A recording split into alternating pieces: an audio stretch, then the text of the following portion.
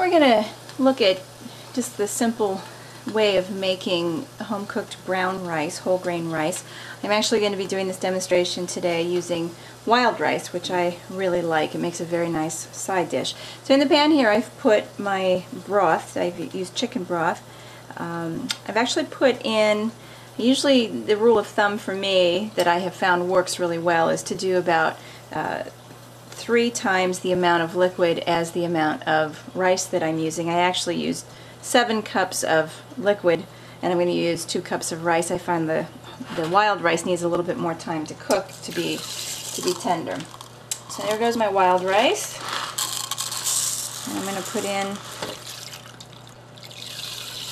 my cup of brown rice.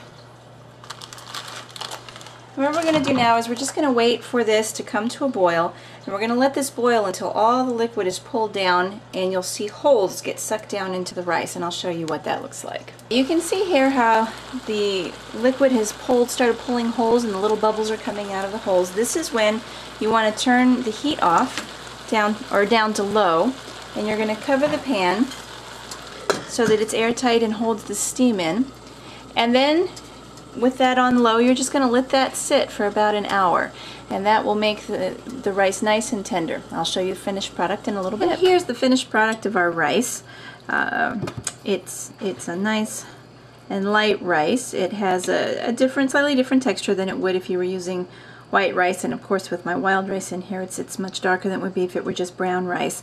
But the same techniques apply and the same look. It's a nice light texture at the end. Again, the key to making all rice products is just using a lot of liquid so that you can boil it down and get a nice tender product. Enjoy!